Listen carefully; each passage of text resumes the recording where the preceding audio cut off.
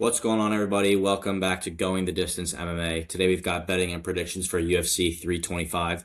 This does look to be a pretty good, not pay-per-view, a good numbered card offering a week after a previous numbered card. Nice to not pay any money besides $10 a month. CJ, what are your thoughts here? Yeah, no, definitely happy to be back. Last week wasn't great from a betting perspective, but some fun fights also. It was like 6 weeks off, so really looking forward to another solid enough card back to back. And the Aussie cards are always fun, good main event, good co-main. So looking forward to it. Absolutely.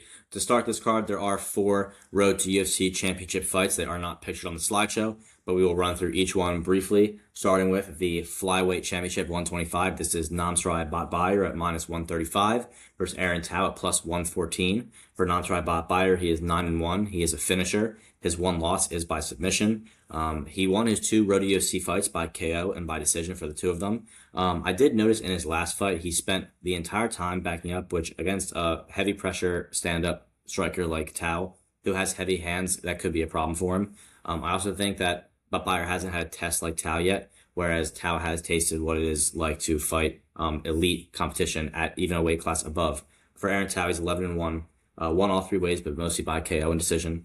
He has never been finished. He lost on Contender Series in a very notable fight against Elijah Smith, which has aged extremely well given Elijah's success in the UFC. He won his two Road to UFC fights by KO and by decision as well. He is now back down to his natural weight class. He did look kind of small in that Contender Series fight against Elijah. He is now down to his natural weight class, so he does not look as undersized against his opponents. He has some great standing strikes, great cardio. He's durable. He showed his heart in a fight with Elijah Smith, and I think he has a lot to offer here. I am definitely siding with Tao as a slight underdog at plus 115. I think that's the best betting angle in this fight, and I think my prediction overall is an Aaron Tao third round knockout. What do you think here? Yeah, no, so I'm gonna have to agree. I think Tao's been just more impressive as a whole throughout his career. Like you bring up the Elijah, I'm really high on Elijah Smith. I think I bet him in that Contender Series fight. And man, the third round got really dicey. Because Tao was starting to come on and he was giving up a ton of size, right? Got taken down early, but really was doing a good job at fighting off any damage. And especially like on the ground, he stayed really safe and was able to get up. And I think Elijah Smith is one hell of a wrestler and just a good fighter as a whole. And I don't think Bot Bayer is on the same level of a grappler as him, nor do I think he has the striking capabilities of like an Elijah Smith. I think he is very physically strong and has good like entries for takedowns. And like if he does get on top of Tao, it could be concerning. But Tao's shown an ability to get up. So for that reason, I'm gonna be with you. I don't think I'm gonna. I like him enough to bet, but I think Tao and I also don't hate the under. I think it's a pretty binary fight. Like either the Mongolian gets on top and kind of gets a submission, or Tao knocks him out late, which I think I favor more. So yeah, I'm gonna agree with you, Aaron Tao for me. I think I do like this one enough to take small, so I think I probably will be having a little action on Tao just given the price. Mhm. The next fight, they're moving up one weight class. We have the Road UFC 135 Championship. This is between Sulan Grongbo and Lawrence Louis. Sulan Grongbo is minus 250, Louis at plus 210. Louis is the resident Australian in this matchup. Sulan Grongbo, 10-3, won all three ways by knockout and decision, lost by knockout and decision as well. He won his two Road to UFC fights by knockout and decision. I did notice in the tape I saw great power, but a lot of wind up looping shots that seem fairly predictable if you're the one that they're coming towards. For Lawrence Louis, he's 7-1, wins by KO and decision. He has never been finished, never been KO'd, loses by decision. He has won his Road to UFC fights by KO and decision as well. I definitely think he is the better grappler. I saw some highlights of his first Road to UFC fight. Pretty solid grappling edge here. Also a great fight IQ. He's fighting a dangerous striker. Knew to go for the grappling, knew where to stay safe. The path of least resistance, and I love seeing that in a fighter as young as him.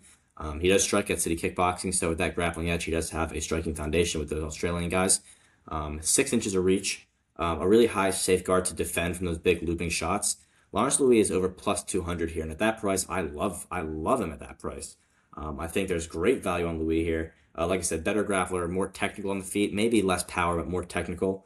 I know that there's a faster, younger guy coming the other way, which is probably why you're seeing the price tag here. But I trust the fight IQ at plus 200 all day. So Louis is my pick here, another underdog. Yeah, no, I think you bring up good points. I think Louis is really solid. I think what was it? Either last fight or 2 fights ago, was it where he got dropped twice?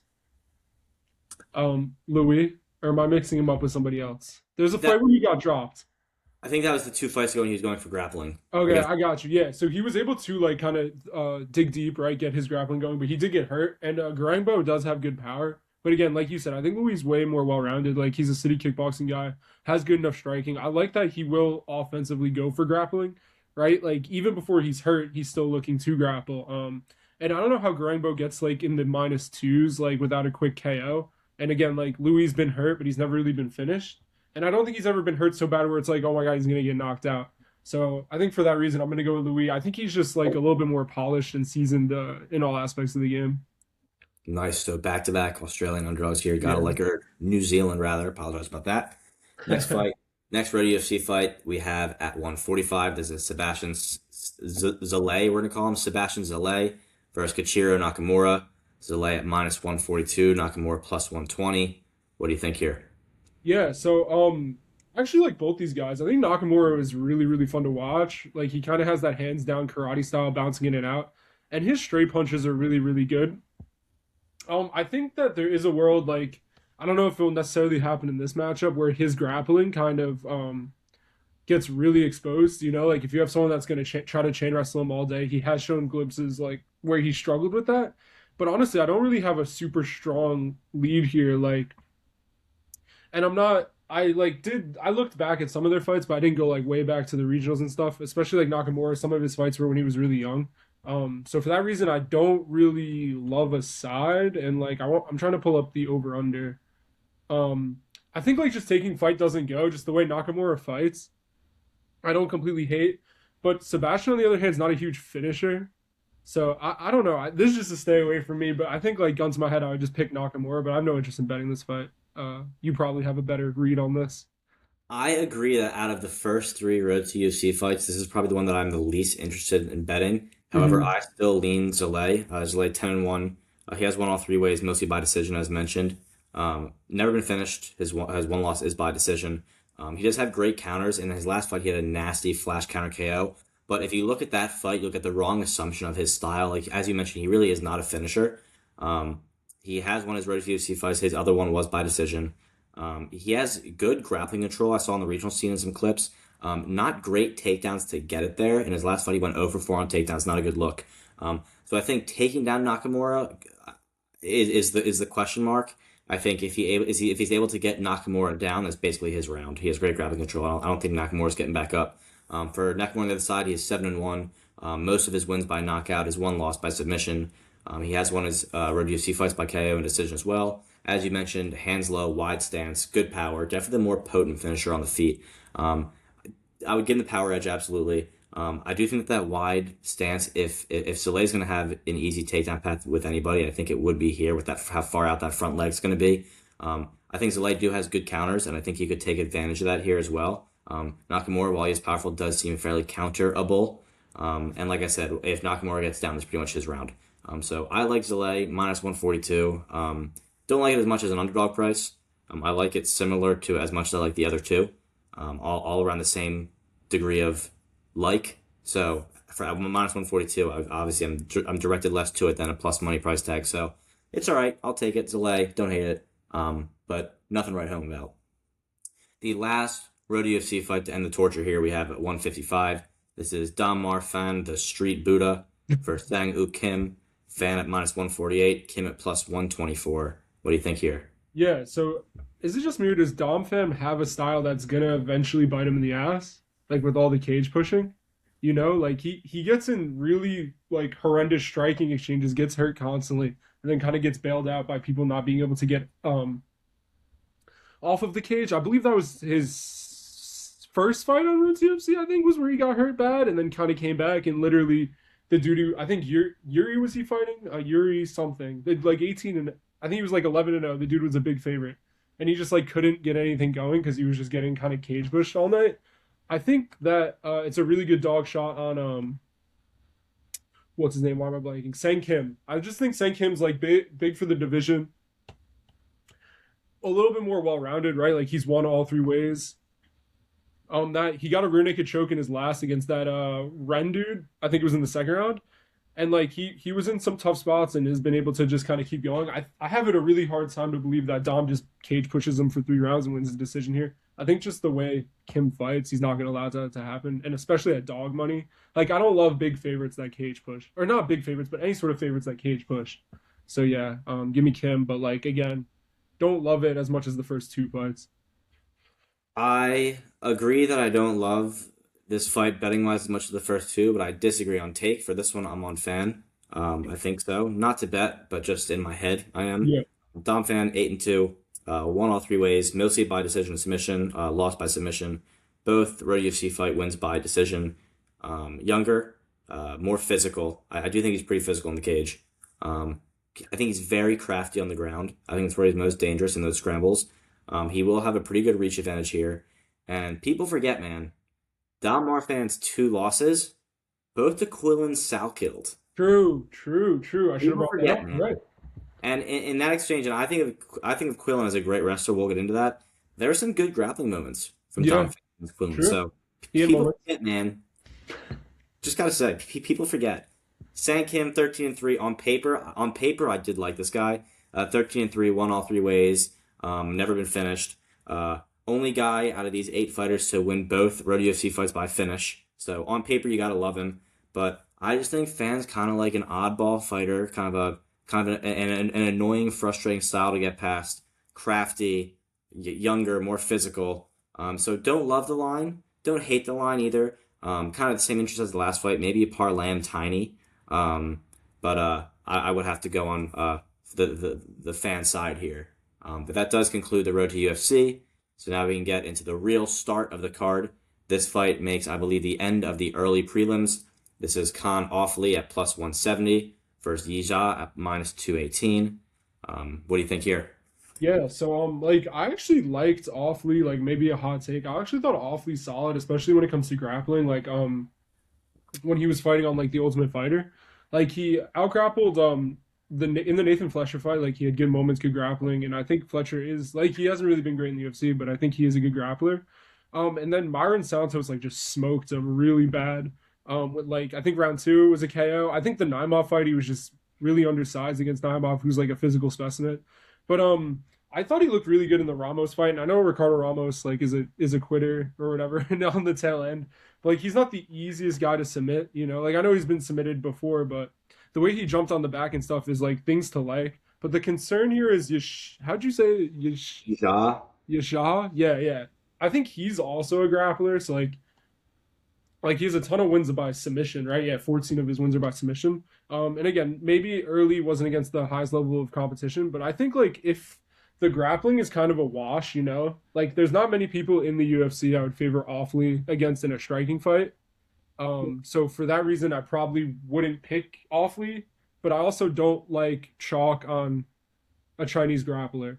So I just would stay away from here. But yeah, I guess yeah, just stay away. I do think like it could go over just because they kind of wash in the grappling. Like I doubt either gets a sub. So like I don't mind overs here. But yeah, no strong lean for me. What about you? I will start by saying this is for me a pretty dog heavy card, and we're gonna start off right here. Khan Offley, my guy, Mm, Genghis Khan Offley. mm, Khan Offley, he's 12-4-1. He's 1-2 in the UFC. Prior to the UFC, people forget, man, 8 fight win streak prior to the yeah, UFC. Nasty stuff. Won all three ways, mostly by submission decision. Loses by decision and KO. Beat by Santos and Naimov. Two solid unranked featherweights, real solid. Is Santos ranked? I don't think so. Not yet, right? it should be. He's fringe, but Is he like fringe 15 maybe? yeah. Either way, at the time, two really good unranked featherweights. Not great striking. Outstruck by both those guys, but I think of those guys both as pretty good strikers. Clearly clearly presents more of a threat on the ground. He was unable to take down Naimov, went for a lot of these body lock takedowns, and at one point he kind of pulled Naimov on top of himself, so that kind of wasn't a great look. I haven't been able to see much of his sub game since he got here. Besides that Ricardo Ramos play, that was an impressive back jump there. Mhm. It was against Ricardo Ramos, who I think of as at this point or he is gone now, but at that point one of the least impressive featherweights on the roster. So a win that didn't mean much, but there was some things to like in that fight. For Yija on the other side, 26-5, 3 UFC fights, also 1-2. He did lose a short notice step up in the middle of Road to UFC, which was his one UFC loss. So you can't hate on him for that. He's won all three ways, mostly by sub, as mentioned. Lost all three ways, mostly by decision. His one win in the UFC was against Weston Wilson, who I think of just like Ricardo Ramos as one of the least impressive featherweights. So these are two guys, both 1-2, both with a win that I kind of turn my nose at, fighting each other. Two grapplers also. So definitely kind of a weird way to open the card here. Interesting fight. Little mispriced, I think. I don't think you should see as much of an underdog price against Awfully here. Like I said, two guys, 1-2, crappy wins. Both guys who are dangerous in the grappling. And I would estimate them as being kind of closer to even on the feet. I do think there's a slight edge to Yijia just in terms of speed and dynamic ability, but I don't think it's a huge gap there. On the feet, it feels a little more toss up E to me, maybe more like a line -140 to Yijia if we're on the feet. Plus, in a fight with two grapplers, Yijia has been subbed, Khan Awfully has not. Can't hate that. I do imagine that this probably goes late. It could end up to be one of the fights where there's two grapplers who just like pitter patter on the feet because they can't get each other down. But either way, it feels more toss up to me. I like Khan Awfully, who was at +180, probably now dropped down to +170. Also, if you're that kind of guy, if you're feeling a little crazy, a little Awfully sub, little +800 Awfully sub action could kind of get me interested. That's a Small. crazy line. Yeah, it is a kind of a crazy Crazy line. line. So that's my thoughts there, and I guess we'll see how that one goes. And he's an Aussie, right? Like Turkish Aussie. So he's home. He's home. The crowd will be behind him. You We might can be say that. talking me into this one, man. You might be talking me into this one. Yija, I'm not Yija, I'm sorry. Khan Awfully sub Yes, plus yes, 800 yes. people. Mark it down. Next fight, another prelim. We have Jonathan Mikalev at -130 against one of my favorite UFC fighters, Oban Elliott. Um, just kind of liked him ever since I saw him and on the European regional scene. Kind of just always been a fan. Kind of watched him on his way up. So I'm definitely excited every time I see Oban fight. As you know, I'm a huge fan. For Mikalev, he's 8-1, 1-0 in the UFC. He won against Kevin Jousset by decision in Jousset's last appearance before going over to PFL.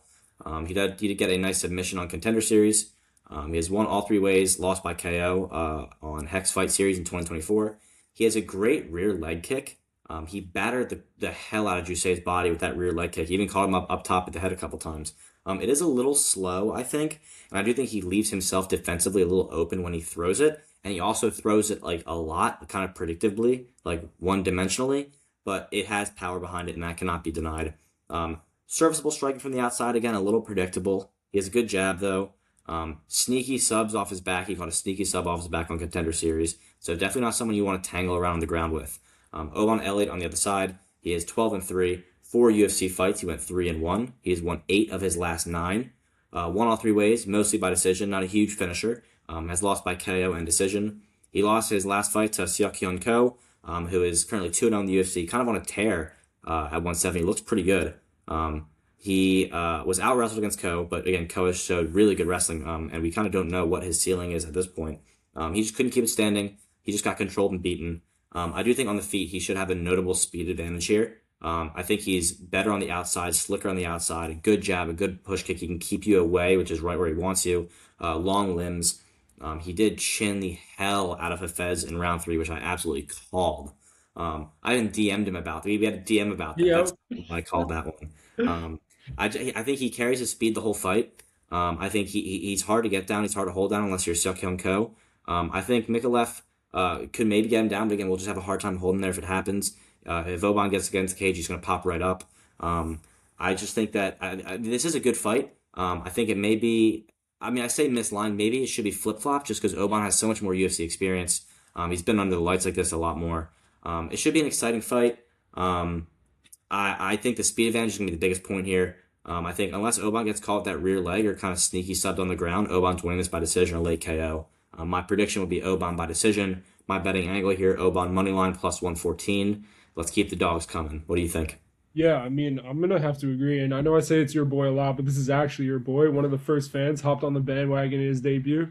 But I mean, I think this is Oban all day. And I think like if you're just gonna fight him, I think he struggles against really elite grapplers. Like I would say Ko is pretty much an elite wrestler in that style, right? Like he's gonna drown guys. He's a nightmare for a lot of people. I think he was such a big dog because he was so unknown, right? Like it was his UFC debut. Oban was coming off of smoking Hafez, who's also a good wrestler, and he had brick wall takedown defense, right? Like Hafez never really got close. So I think he really struggles with guys that have a ton of power that could really hurt him. And he's been KO'd, but early in his career, or guys who are like Ko that have unbelievable wrestling or grappling. Like if you look at the Hafez fight, who's a really strong wrestler, brought Jack Della Maddalena to split, right? Got a ton of takedowns in that spot. He looked really good, knocked him out in the third round. And Preston Parsons, who like isn't the greatest martial artist all around, good grappler, man, good wrestler, like could take down a lot of guys. And I just don't think Jonathan McCaff could do that. Like I was never okay. I never thought Kevin Jousset was good. So like a lot of people like put a lot of stock in that fight, and that's fair. But I never thought Jousset was good, so I don't hold a ton of stock into that one. Even though he did look good, right? He kind of just like outkicked him, which no one thought would happen, especially because Jousset has like that kickboxing background. But also Jousset has looked horrendous ever since then. Like we just bet against him, and he got smoked by some Belgian dude in the PFL, so that's where he's going. And also his win on Contenders, where he got a nice sub, like you said, he is crafty off his back. Muhammad Ido, who's been getting finished and looking horrendous on the Canadian regional scene now. So again, like how much stock do you put into that win? I just think this is a horrible matchup for him. I think Oban's a little bit more seasoned on the feet than anyone he's fought. Like even maybe Jousset is a better pure kickboxer, but he throws no output in that fight. He didn't really do anything. Oban's not going to just stand in front of him and get kicked all night. And I just have a hard time thinking he takes Oban down. So this is like a pretty big bet for me. I'm definitely going to play Oban Elliott on the money line. And it depends if round 3 is a crazy number. Like maybe I'll throw on it, but I think decision. But yeah, I love Oban Elliott here. This line makes no sense. I think it should be like Oban in the -2. The disrespect. I love me some Oban Elliott. He's absolutely my top 5 fighters. Maybe my top 3 favorite unranked fighters. He might be my favorite unranked fighter. I would like to say Oban Elliott is my favorite unranked fighter. Probably top 5 fighters, period. Yeah. I don't know why. He just is. So, Oban, let's go. I mean, what would Ko do? Not to cut you off, I'm sorry, but what would Ko do to Jonathan, man? Horrible thing. Horrible thing. The same thing he did to Oban, I imagine. To be perfectly honest. Sorry, I didn't mean to cut you off. Keep going. And I'll tell you what, Mick Halif is not getting a sub off his back against Seok Kyung Ko. No chance. No way. Next fight, we got 185, Jacob Malkoun -145, Torres Finney +125.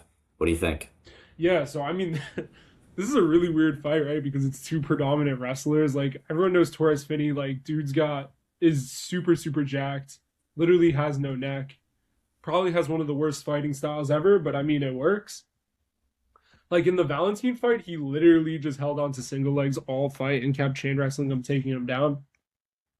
And that's the same with his 2 Contender Series fight, right? Dana White made him fight twice, Torres Finney on Contender Series, just because the Cam Austin fight was so like just boring, I guess. Like I'm an MMA fan, I don't want to say any fight's boring, but like Torres Finney's style is boring, right? No one really looks forward to watching him. And like taking Valentine to split is a little suspect, you know.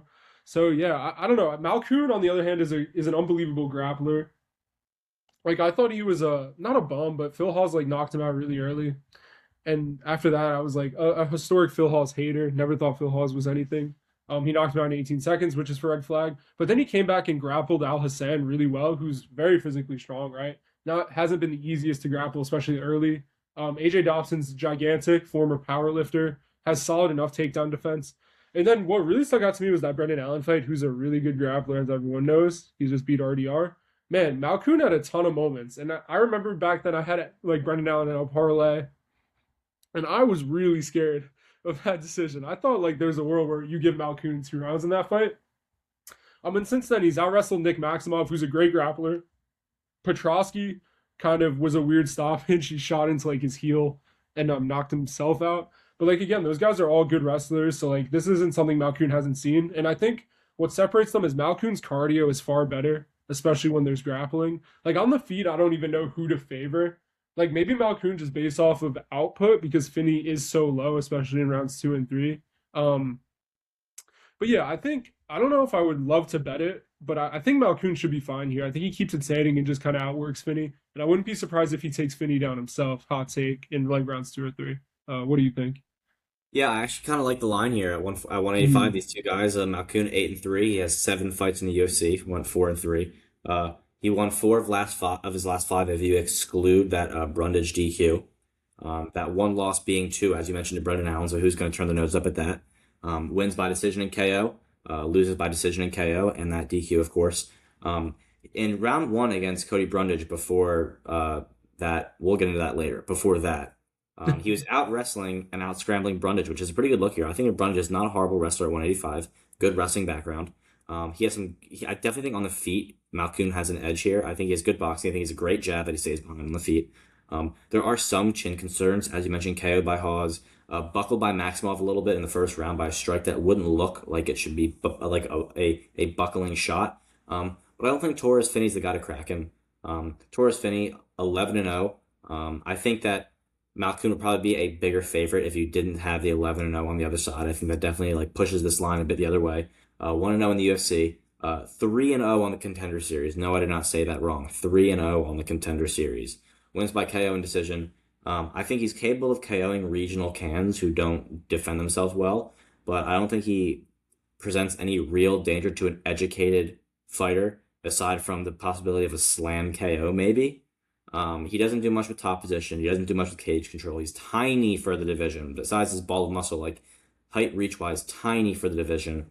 He relies on his wrestling, and I don't think he's faced a skilled enough defensive wrestler up to this point until now.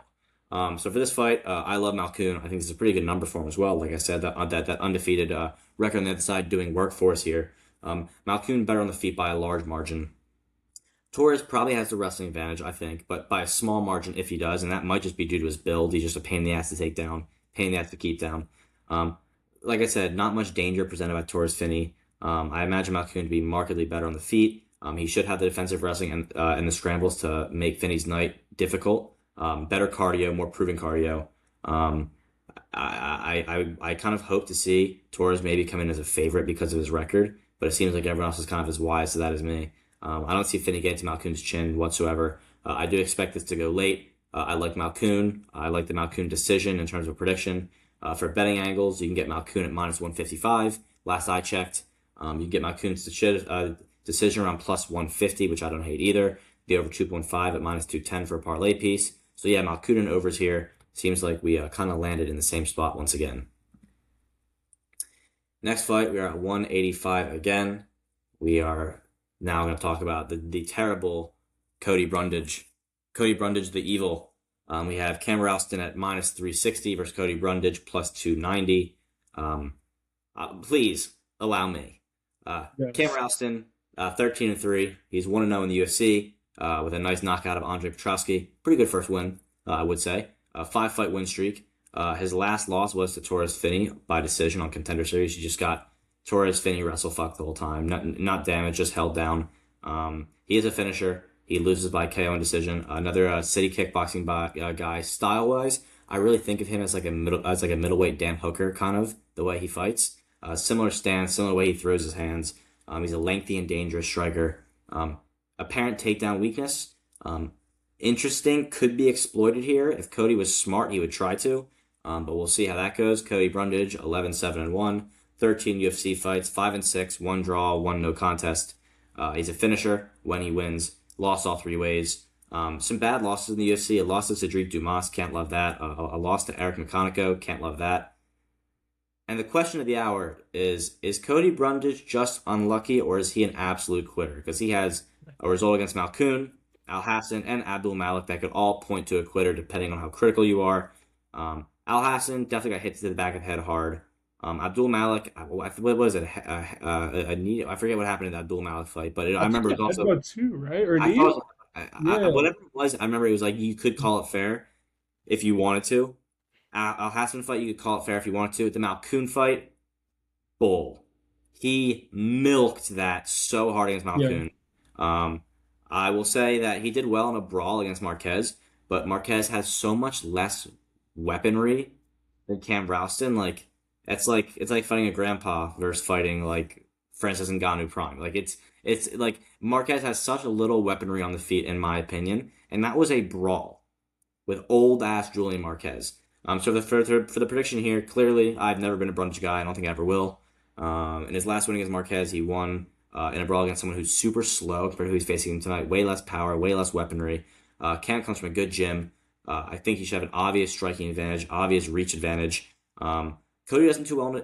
He doesn't do too bad in a brawl, but this is not the kind of guy you want to brawl with. I think Cody would have to just go Khabib mode for 15 minutes in order to survive this. I don't see that happening. I see Cam Rousen KOing him at some point. I think round two. Cam Rousen inside the distance at minus 185 if you want to cover yourself because he does get subs. Or I think it's definitely more likely that you see a KO here. So Cam Rousen KO at plus 150. What do you think? Yeah, so I when this fight first got announced a couple months ago, I was like, oh man, like I don't think a ton of people know about Rouston. Maybe we'll get him like minus 185, and then he'd be like a max bet on the money line in ITD. But no, they definitely know about him. They know how dangerous he is, and I think it's just like a fade of Brundage from the books. Like I guess we'll start on the Brundage side. You brought up all those like DQ wins and no contest and all that weird stuff. Like the Malik fight, he was gonna just get knocked out, and then I think it was a headbutt, if I remember correctly. It like grazed his head, and then he was like, "Oh, that's what hurt me." Like, no, you were getting bombed on. As soon as Al Hassan like landed a little bit, dude, like I know it was the back of the head, but you should have saw his face when Al Hassan landed in that first exchange. He was like, "Oh no, like I'm locked in a cage with this guy." So yeah, and the worst one was definitely the Malkoon. Like he milked that like crazy. Like it's a crazy acting job. So he should have lost to Malkoon. He was on his way to get cooked. Zachary Reese literally had the triangle locked in, and he got slammed on his head. Like got kind of a fluke KO. You know what I mean? Like sub by Bo Nickel, whatever. Al Hassan was overturned. Like you said, the Marquez fight. I think Marquez was all the way shot, and I never thought Marquez was great. But again, like you said, a brawl like that against Marquez, like he is winnable for him, right? Like that's not crazy to say. I think Rouston's like way too big, way too fast, better durability, you know what I mean? More athletic. And yeah, I think like he does finish him in two or three, and maybe even one. Like Brundage's durability and just like heart has never been great. Like I don't think his chin is horrendous. Like he's been stopped and hurt. I think like Mikey O KO'd him not too long ago, but like I think he just kind of shells up, and for that reason, I do think like Rouston's sub. I think it's like plus 210. I don't hate that stab. I also don't hate my under 1.5. And I know you're not a 1.5 guy, but hear me out. He's like minus 195 now, ITD. Like one of those lines has to be off, you know? I don't know. Minus like do you think he finishes them late necessarily, or do you take the plus money on he finishes them the first 7.5 minutes, and knowing Brundage, he has been hurt and finished in that time. So yeah, I agree with you. I think it's Rousen all day. I will pick him by sub though. I think it's like a club and sub situation where Cody shoots a bad shot, he gets caught in like some sort of front choke or his back taken. But I mean, a KO is not a crazy thing to say. He has more than enough power to put Brundage down. Brundage has been finished. So yeah, I think Cam Rousen for me, he's probably my favorite like parlay piece. If you were forced to parlay, I don't really see how he loses here. I would have to agree. I think Unless it's it's a definitely a DQ. unless it's a DQ, you never know with Cody Brundage. Up to the next fight, we have our prelim headliner, Junior Tafa, plus 210, Billy Alicana, minus 250. This is at light heavyweight. Junior Tafa, 6-4, 6 UFC fights. He went 2-4 thus far. Lost 4 of his last 6, 3 of those losses by finish. Moved down to light heavyweight, where he got subbed by Tokos in his light heavyweight debut. Can't love that. At heavyweight, he did have fast hands. I think that speed advantage will be kind of gone at light heavyweight because everyone else is a bit faster as well. His only recent win, which was at heavyweight, was out cardioing in overweight and short notice Sean Sharath, who did look a bit better when he had time to prepare against Steven Asplin, but a short notice heavyweight blob. Congrats, you can out cardio him. Big whoop. I think that when he gets taken down, he really tends to stay there. He may have more to offer at this new weight class, but it didn't really look like it against Tuko Tokos, who has had trouble himself in the UFC up to that point. Billy Alicana, 9-2, 3 UFC fights. He's gone 2-1, 2-0 in the PFL, 2-1 in LFA. Won all 3 ways. Loses by sub and decision. He has never been knocked out, which I always love at a higher weight class for a fighter. I've harped on that 100 times. I'll harp on it again. I do consider Alicana on a similar level, or maybe slightly better than Tokos, who was able to win against Junior Tafa. He entered UFC on short notice against Bogdan Guskov and gave a pretty good account of himself on short notice. I think here he'll have an athleticism advantage. I think he has a deeper bag. I think he's more versatile. He can get takedowns. He took down Guskov in 1 and put Guskov in kind of like sub danger round 1, which is an asset of his game that Tafa will be able to do nothing against. He's more proven over 3 rounds. He has shown he can avoid big power like against Ibo Aslan. Good chin. Took some shots in that fight. Took him well. Serviceable on the feet. This fight, I think at minus 250, even that price, I think there's some good value on Alicana for sure. I don't hate the him and Rousing parlayed at all. I don't think I don't think of Junior Tough as any more than a bottom feeder heavyweight blob that kind of decided to move down to light heavyweight to give life another shot at a different weight class. His first lightweight appearance, or I'm sorry, light heavyweight appearance, as mentioned, did not go well. Um, Guskov, short notice appearance. That's great for your resume with no prep. Ebo by decision shows he can handle power. I think if he takes down Tafa the way he took down Guskov, it ends there as well. So I love Billy Elikana money line. I think most likely here, I think he could snag up a sub. I think he could finish him anyway. So I don't really love picking a method, but I love the Billy Elikana parlay piece at minus 250. Love it. What do you think? Yeah, no, I'm definitely gonna have to agree. I think Billy Alcantara is like a really good play here. I like him inside the distance. I like him by sub. I like the unders. I mean, yeah, like you brought up good points. Like Goskov in your debut is not an easy fight. That dude is murderous of a puncher, right? Like he dropped Jan Blachowicz, which is unheard of. He's knocked out Krylov. He's knocked out good guys. Like he's fought good guys. He's hurt good guys.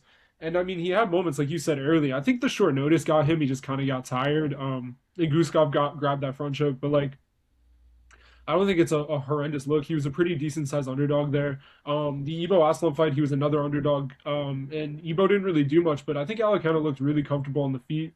Had like good movement on the outside. Showed that he doesn't only need takedowns to win fights and to do damage. And then the Kevin Christian fight, I don't think Kevin Christian's great, but like he floored him and then got on top and like some serious ground and pound, man. Like he's not on top just like kind of flowing or looking for a sub. Like he made him give up that rear naked choke. He could have easily got that stoppage. And like, how could you not love this here? Like Taffa, man, just neither of the Taffa brothers ever did it for me, but especially Junior. Like this guy has been so suspect and flaky in almost every fight. Like I think after the Tokos loss, like which I thought Tokos was kind of getting brought in to get knocked out by Taffa just because Taffa has a fun style, and I guess Dana White loves the Taffa brothers. But where is this like glory kickboxing background? Like I haven't seen it in MMA. He hasn't looked great. Like my boy Delima killed him with low kicks. Like what kind of a glory kickboxer are you when a Delima looks like Rafael Fiziev on the feet? I don't know, man. Can't do it for me. Like Muhammad Usman took him juicer, but Muhammad Usman took him down at will. Was able to kind of do whatever he want. His one win in the UFC is he's got two. So Parker Porter, who he knocked down in like a minute, like okay, whatever. And then Sharaf was dog walking him until he just gassed out. So like I don't know, man. This line should probably be a lot bigger. I know it's light heavyweight. They're both like solid enough punchers, but like what makes you think Alicana's just gonna get smoked here when he couldn't do that to Tuco? Like Alicana's better than Tuco in every aspect of MMA. Like I'm pretty sure of that. And yeah, he finishes him at some point. Taf was a complete fish off his back. So yeah, give me Billy Alicana. And like you said, I think I'm gonna probably do Rouston ITD with Alicana ITD. I don't know what that will pay, but that's something I'm looking forward to. And yeah, so if you couldn't tell, give me Billy Alicana. Don't hate it. Don't hate it. Actually, kind of love it. Next fight to Oh open up the no. main card. Quillen South killed. His parents own a bakery. Minus 1,000 against Jamie Malarkey at plus 650. This fight is at 155. What do you think? Yeah, so I mean, not a hot take. I think Salkill beats him. I guess my hot take would be like I know Malarkey's chin historically has been horrendous and he's been hurt a lot, but he's okay at surviving, right? Like in his last against Bedoya, he was hurt and you could see, but he kind of dug deep. I think like a sneaky play is Salkill by sub. Like he's coming off that huge head kick. Malarkey's durability is not great, and I'm not saying he can't just smoke Malarkey with one punch, but I think historically Salkild has looked to kind of mix in his grappling and stuff, and he's got pretty slick jiu-jitsu. I'm trying to pull up what submission is. Yeah, like plus 200, plus 250 range. Like I definitely don't hate that. And then you would just take ITD and a parlay to cover. But yeah, man, like smoked Nazareth Hackbrass with a head kick, who's a really good striker. Was winning the fight up until then. Ajmus brought him to like a close decision. I know you were on Ajmus as a gigantic dog, but I mean, there's a lot to like. Like he's pretty well rounded. He's big for the division. Throws with good power. Has decent enough cardio. Went to that grappling heavy game plan against Gage Young where he got a ton of takedowns. He did seem to kind of gas out as that fight went on a little bit, but again, that was his contender series fight. I think he's looked a lot better since then. And again, Malarkey just isn't it for me. Like it kind of sucks because I don't think he's a bad fighter. I just think his durability and striking defense is just non-existent. Like Ruffy KO'd him pretty bad. Like I guess no shame in that. He beat Bladoya, but I think it was more Bladoya like just fought a horrendous game plan, looked bad, and just lost on his own. Nazareth Haqparast knocked him out in the first round. Naimov, as a dog, knocked him out in the second round, like Jalen Turner back in the day.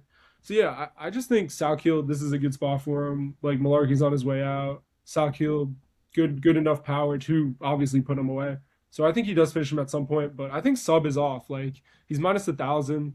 He's chalked to win by KO. I don't hate like a stab on Sub one in round two or something like that. So definitely Salkiel. Like what a hot take. But what about you? Stout killed 10-1, undefeated in the UFC. Great decision victory against Gage Young. Really showed how deep his bag was on the Contender Series. Wins all three ways. His one loss submission in his first fight, his first pro fight period. Very well rounded, especially for how long he's been in the game. Very well rounded. Nasty head kick KO his last time out. It was a KO of the year contender. It may have won it. I'm not sure. I don't think it did. I actually think it was the roofie spinning kick Yeah, KO. Great wrestling and scrambles against Ashmoos. He showed it in that fight and the Gage Young fight. I do think potentially could get caught standing potentially. In a scrap with Ashmoos, he got hit a bunch of times. He was getting touched a little bit by Haqparast before that KO. So interesting there. If he were to get caught, it would not be by Jamie Malarkey. He has showed a good chin. He does stick his tongue out every time he gets hit hard, but that doesn't mean he doesn't have a good chin. Jamie Malarkey, 18-8, 12 UFC fights. He's gone an even 6-6 there. Lost two of his last three, both by KO. He has won all three ways, mostly by knockout. Most of his losses are by knockout as well. Definitely has shown some chin issues in the past, but he has fought some good names. Maurice Arufi, Jalen Turner, Fares Ziam. He loses to higher level fighters he faces, absolutely. 100% can't be denied. He does have a good win against MJ by split, but MJ's a guy who shows up one fight and then does the next, so that was probably some night MJ didn't show up. He seems to win just enough to stick around. I'm kind of questioning how Malarkey's still around. He seems to win just enough. He's not very fast. He doesn't respond well to big shots. He wears damage like not well. And he's there to be knocked out, 100%. I think that the UFC sees Quillen as a lightweight prospect and potentially a lightweight star out of Australia. I think this is kind of a low risk win, just be fed to him. He has had a couple more difficult fights recently, especially with Haqparast. That was his step up. So I think this is just kind of an easy feat just to keep him going here. Quillen's super well rounded for only three fights in the UFC. BJJ black belt, really impressive wrestling, good striking skills, clearly. Against a sizable step up in competition. He has step up. This is a step down, as I mentioned. I imagine he does KO. Jamie, I don't hate the sub stab. I see why you're doing it. My prediction is around 2 KO. The angle I like is inside the distance. I don't think you got to choose. If you're going to choose, I would choose KO, not because of value, but just because of likelihood, I think. But Quillen should get this done and should get this done by finish. It's kind of a bad look if he doesn't, but I absolutely expect him to. 100%. Next fight. Oh, I'm on the wrong computer. That's the right computer. Next fight, we have a heavyweight. The return of the great Tai Tuivasa, plus 275, versus Talshin Tasherev, coming for a comeback fight, -360. Excuse me. Tai Tuivasa, 14-8, 16 UFC fights, and even 8-8 for him. He's on a 5-fight loss streak, 4 of them being by finish. Yikes. Hasn't fought for about a year and a half. Wins by knockout. Loses all three ways. He gets finished more often than not. In this fight, fought much better competition, much more experience. You got names like Gan, Pavlovich, Volkov. Lost those fights, but fought them. He is a big flabby blob, as you can see in that picture. I will say, in his last fight, I saw his cardio held up impressively well for point fighting 3 rounds with Rosenstrike. Like, surprisingly well, given what he looks like. Not great on the outside. He's kind of slow, kind of low volume. He does better when he's the one moving forward. He needs to catch a taller man while blitzing, and he did do that to Steven Struve, the tallest fighter ever in the UFC, so that can be done. He's a tough guy. He's been hurt. He's been KO'd. He's easy to take down. He's easy to control once he's there, but heart is something you really can't deny with Tai Tuivasa. Talshin Teixeira, 8-1, 2 UFC fights, 1-1. He's 2-0 in LFA. Wins and loses both by knockout. Much less experience. Still relatively untested. Lots of unknowns. 2-minute KO on Contender Series. 30-second KO of Tafa. And then he got KO'd by the only experienced and high-level fight he's ever fought, which is Derek Lewis. I was on the right side of that. Had a nice KO prop there. I think in the 300s or something. Like, crazy. He should have a significant size advantage, a good reach advantage, a speed advantage. He's not a fatty. He's kind of a little skinny fat a little, but he's not a fatty at all. Um, he will shoot takedowns. If you look at round one against Top, he shot a takedown off the bat. He's powerful. He's dangerous against the cage. He's kind of willing to brawl, which I don't think is good here. You do not want to brawl Tai Tuivasa, especially when you got flatlined by Derek Lewis in a brawl. He does have some hard leg kicks. He showed that in his contender fight. He was kind of caught several times early in that fight against Lopez, so I kind of question the striking defense, especially because he got KO'd in the first brawl against Lewis, the first exchange. So kind of curious there. So for this fight, warning. I think Talison's being overvalued here. Clear size advantage, clear reach advantage, clear speed advantage. I know you're covering your mouth. It's coming. It's coming. Talison has much less experience. Still yet to solidify himself as a heavyweight prospect after that last knockout. Ty's been off for a year and a half. I get it. Significant losing streak. I get it. But he's losing to the best of the best, like guys who are still at the top. I think that Talison was rushed against Lewis, and they're putting him against a very experienced fighter for a rebuild. It is a fat blob, but it's a very experienced fighter to rebuild against. I think if Talison can take him down or keep it technical, he should be good. He could definitely finish Tai Tuivasa, but a brawl is just not a safe option. I think Tai could crash into the pocket and be the second guy to KO Talison in the same way Derek Lewis did. And at these odds, for what feels like an overvalued and underproven heavyweight prospect, I gotta take my chances on the Tai Tuivasa KO here. Tai Tuivasa round one KO is my prediction. The betting angles here I like. If Tai wins, it's gonna be by knockout. So Tai Tuivasa KO plus 350, give me that. And if you're even more confident, Tai Tuivasa round one KO is plus 600. But give me the underdog in Tai Tuivasa. What do you think? Yeah, no, I mean, this number kind of forces your hand here betting Tuivasa. How does Talison cover this minus 360? Like, in my opinion, you'd have to shoot and land the first takedown and get something on top and get a sub, right? Which, like, I don't think that's crazy to say, but I don't think Tai is that bad at grappling where someone like Talison, who's grappling you haven't really seen, you know what I mean? Maybe on the regionals against, like, absolute bums. Like, especially the way their body types are, like, shooting in won't be easy. Like Ty's first layer of takedown defense isn't horrible, and I don't think like Teixeira is like an unbelievable wrestler. But yeah, again, you brought up some good points. Like we'll look at Tuivasa's run. Like Jairzinho Rosenstrike, I know he's caught whatever he got cut on a win, but like good luck if you're just gonna stand and strike a Rosenstrike. He's not an easy guy to beat. Tybora, like vet man, fought everybody. Ty had him in some bad spots, and he dug deep, got the back, got through a naked choke, whatever. Volkov, one of the better heavyweights that I've ever seen, right? Like really solid, good grappler, huge for the division, way better of a striker than Talison. Sergey Pavlovich literally has the death touch, KO'd him really early. And then Cyril Gane, he did take a beating, but he did drop Gane, which is like unheard of. Gane's historically really tough to find, especially early. And he dropped him. He had moments. I think Ty's leg kicks are really good. You saw it against Derek Lewis. Really shut down that lead leg. Lewis could no longer move, got the KO. And yeah, like historically, like really good durability. Even though he's been finished, like it's heavyweight. Like Gane beat him up at all three levels of the body. Like hurt him to the body, hurt him to the head, to before he was finally able to put him away. And I just don't like you said. I don't think Talison's like a great striker. I think he's just like a huge Brazilian guy, you know. So inherently, he will have good power. If you're gonna stay right in front of him, but like he just like ran up to Tafa and just elbow smashed him in the face, and face planted him like. Come on, man. Come on. And Tafa, not a Tafa guy. And then against Lewis, man, you're right. Like the overhand was landing almost every single time. Like he has tall man's defense. Didn't really look to grapple Lewis at all. And you would think like if you're fighting Derek Lewis and you had any sort of grappling, you would try, right? And the last thing I will say is I know he KO'd Arthur Lopez on Contender Series, like whatever, sick KO. But Lopez was like up like 2 weight classes and low-key was landing early, which is like really, really concerning.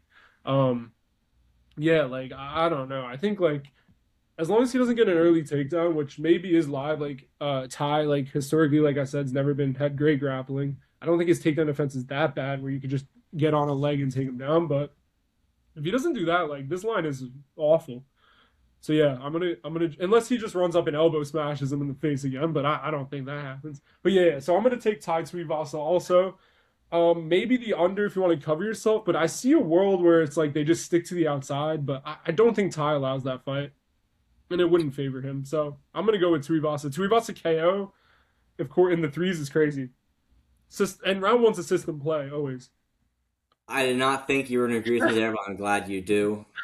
Next fight, this is the third to last of the night. This is Banger. Rafael Fiziev plus 100, Mauricio Hufi minus 120. This is a banger at 155. What do you think? Yeah, so actually, Fiziv's my favorite play on the card, which maybe is a hot take. I always like this guy. This dude's one hell of a striker. You know what I mean? Insanely physical strong, works really well out of the clinch. Knocked out Hanado Moicano back in the day. Crazy KO. I think it was off of a left hook, like a straight into a left hook.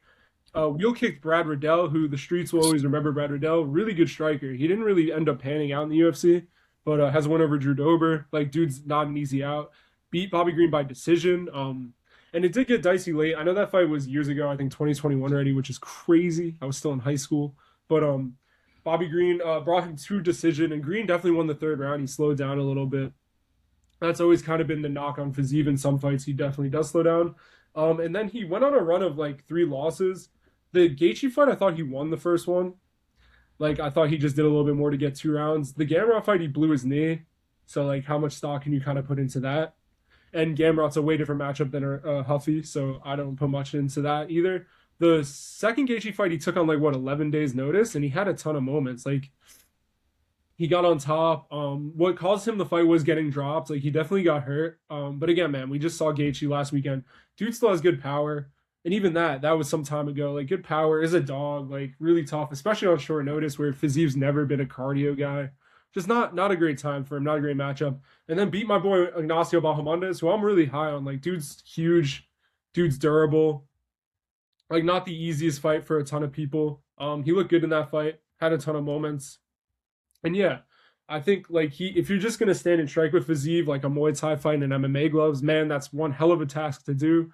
Very good durability. I think he's been KO'd once by a wheel kick like years ago, but has shown a really good chin. Has barely gotten hurt. And Ruffy on the other hand, just like I think he's a dynamic striker. Obviously has good power, but he definitely slows down.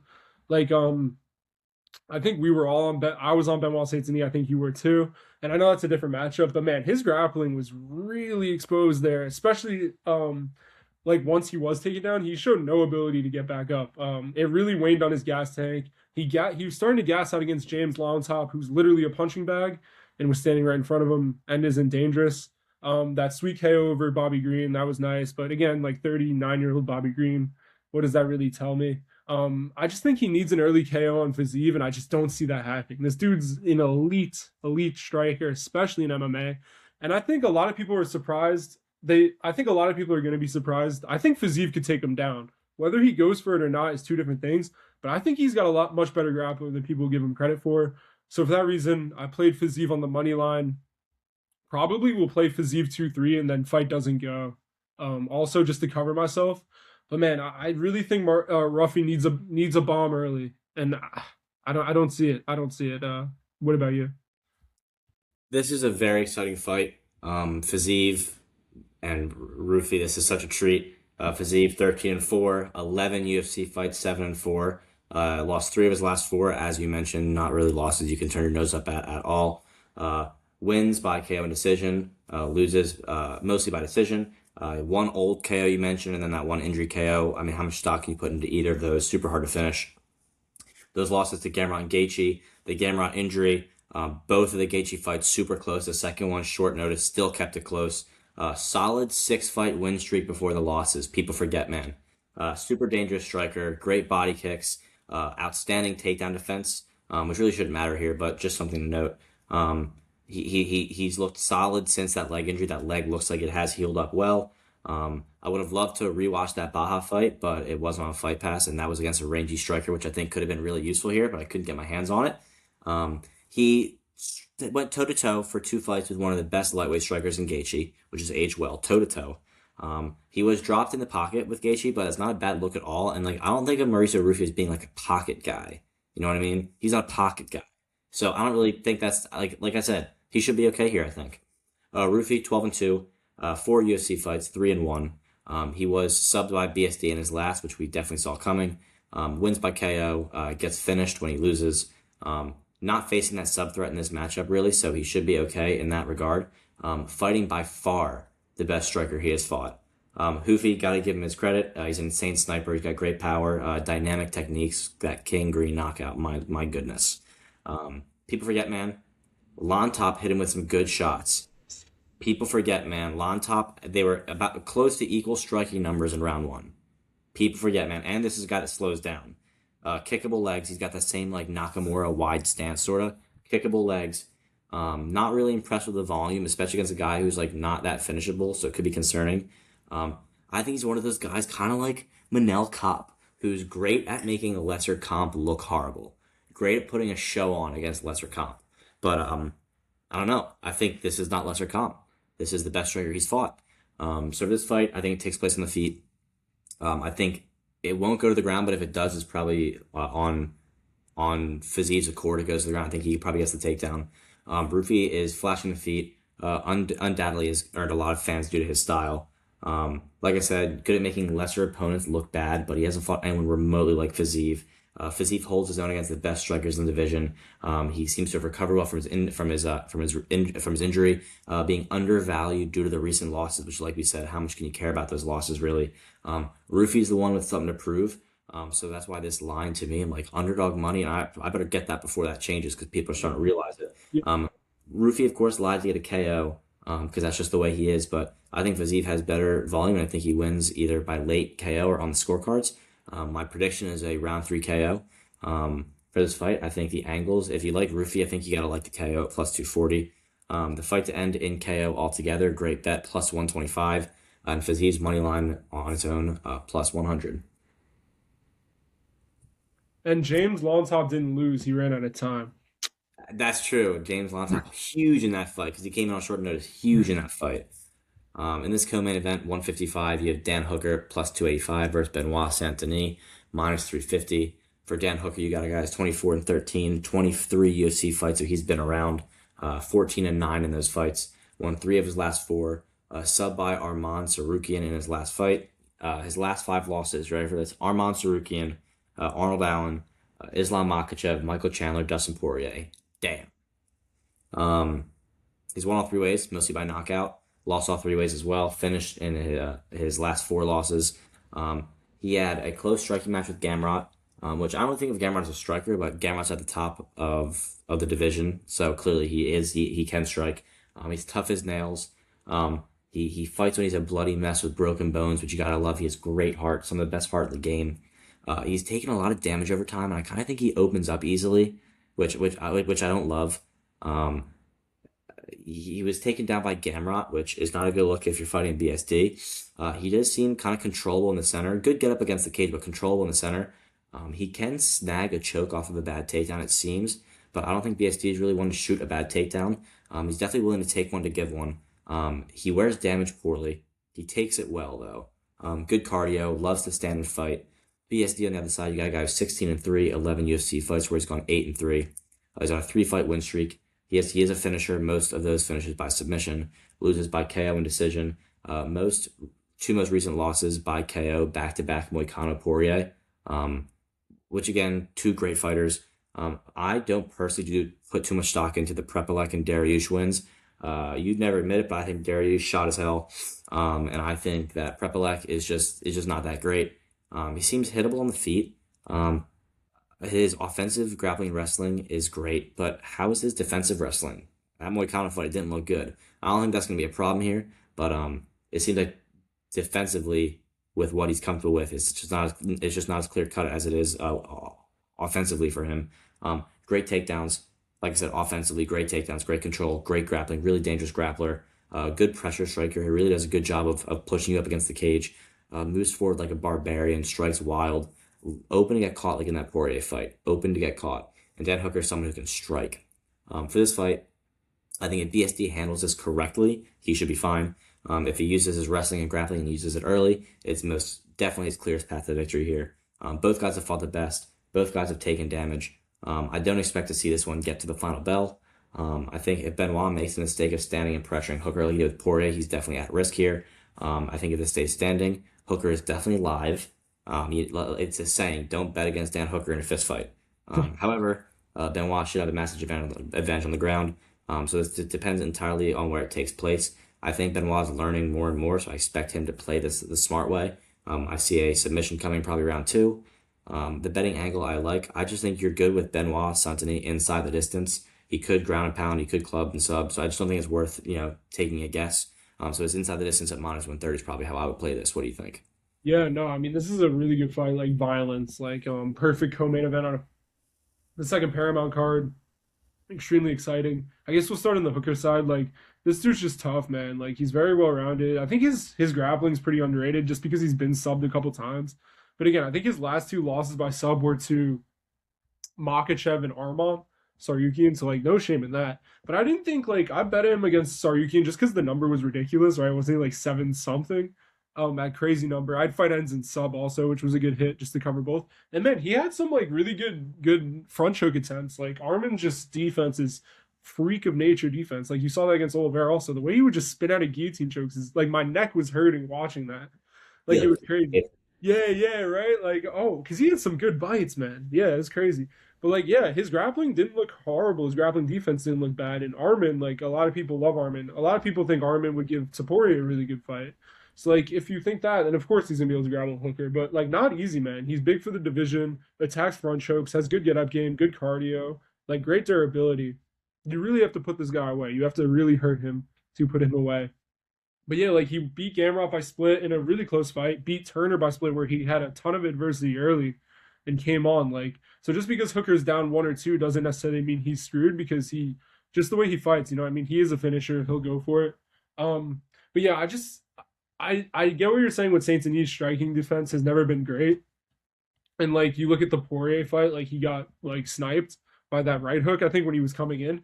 But I kind of give him a pass in that fight. He looked unbelievable in the first round, and obviously had staph on his head and just gassed out so bad. And again, it's Dustin Poirier. Like what are you gonna how are you gonna hold that against him? You know what I mean? And then the Moicano fight was you're right about the grappling defense. Like maybe it's not as good as it was, but I just think he got caught in such a bad position early. And Moicano is an unbelievable grappler, right? And he took one hell of a beating from body triangle, but he never really stopped. Like the fight ended because I mean, yeah, stopped. It was doctor stoppage. yeah. I mean, he literally couldn't see, but like I think the second round he looked better than he did in the first, even taking that hellacious beating. Like he was starting to land and come forward. So again, this is not a guy that's gonna kind of quit ever. And yeah, like the Prepolek fight, Prepolek was short notice. I don't think that's the craziest win. Got the sub. Pretty much took Ruffy down no problem. Walked through all of his strikes and got the submission. And then yeah, you're right. I mean, Dariush, one of my favorite fighters of all time, has won me a lot of money. Is all the way shot. I think his chin's completely gone. But yeah, knocked him out early. But I just think Saint Denis sub isn't horrible here. I wouldn't play the money line. I think if I'm gonna play this, I'd play Saint Denis ITD and then doesn't go. Just because the way Hooker fights, like he's gonna take risks to try to get up, which I think Saint Denis grappling is really good. Like his submissions are really good, obviously. Good back takes. Is really strong in those positions. But again, like he's also just kind of a disaster waiting to happen on the feet. So I do expect like a bar fight kind of, and hopefully it's not one of those unders where you're like, God damn, like this was the bet of the century and it still didn't hit. Like 4 knockdowns, both are leaving on a stretcher, 100 submission attempts. But yeah, I do think at some point Saint Denis does find a sub here. I think he takes the back or something like that, grabs a front choke. But yeah, man, it's gonna be a dogfight. Really looking forward to this fight. So for that reason, I will take Saint Denis sub. I don't hate the line because that's how he wins most of his fights, and it's plus money. For some reason, the thought of losing under with both guys Oh going out man, the stretcher just made me laugh. it's building. No, that only happens to me, dog. Oh my god. Uh, for this championship fight, which is, the main promotion point of 325, we have Alexander Volkanovski and Diego Lopes, the rematch. It looks like this line is kind of closing a little bit in favor of Lopez, which I like for my betting perspective here. Surprise, surprise. Volk at minus 142, Lopez plus 118. I am on the Volk side here. Volk at 27-4. He's one of the goats of the sport. 17 UFC fights, 14-3. He lost 3 of his last 5, losing to Topuria and Makachev times 2.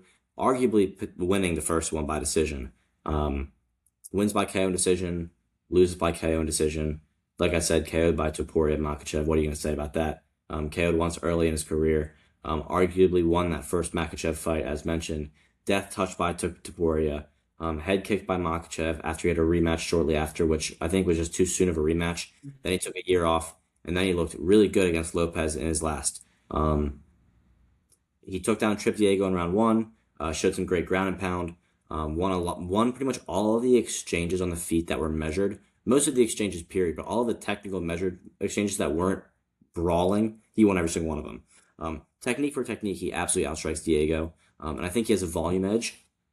Diego on the other side, 27-7, 8 UFC fights. He's gone 6-2. Only UFC losses to Movsar Evloev and Alexander Volkanovski. Where has Evloev been? Hmm. Wins all three ways, but he is a finisher. Loses by decision and knockout.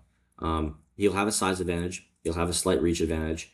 Definitely more dangerous in a brawl. Like I said in the last fight, the technical exchanges were all Volk, but some of the brawl exchanges Lopez was coming out on top of, and he's definitely the more dangerous one in those brawls. He defended a lot of Volk's conventional and body lock takedowns. He knocked down Volk at the end of two and stung him in the middle of four, which are good looks. They just weren't enough to do Volk. Volk's tough. Well rested and well prepared Volk is hard to knock out. For this fight, my main point of analysis was the previous fight. That's really all I had to look at. In the last one, like I said, all the technical exchanges on the feet, Volk's winning. Volk has the volume edge. He stayed behind his jab, had great footwork. Virtually unsubbable, which is one of Diego's best assets here. I think he that threat is almost completely removed from this fight. Diego could catch him a couple times like he did last fight, but I just think it's going to go similar to the first. I think that Diego Lopez is live, and I think that if there is a finish, it's probably a Lopez KO. But I expect Volk to pull this one off just as he did the last, likely by decision.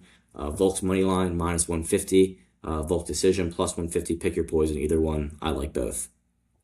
Yeah, I mean, I think you bring up some good points. Like, I think we just saw this fight back in April, right? And like it was pretty clearly Volk 49 4-1, like pretty clearly. And I thought he was winning the round where he got dropped in until he got dropped. So obviously that round goes to Lopez. But man, you talk about like all-time great, probably the greatest featherweight of all time, if for my money. And I feel like it's not really close, especially with Holloway no longer being there and all that stuff. I mean, again, like beat Holloway three times, has a win over Jose Aldo, knocked out Chad Mendez, beat up. I know it was an older Korean Zombie, but beat him up really bad, like mercy stoppage.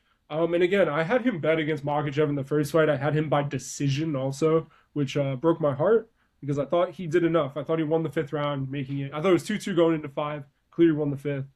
It doesn't matter, but yeah. And then he bounced back, killing Yair Rodriguez, who I'm not super high on. But again, stopping Yair is not the easiest thing to do. And he definitely stopped him well, hurt him, and then took him down and finished him on the ground.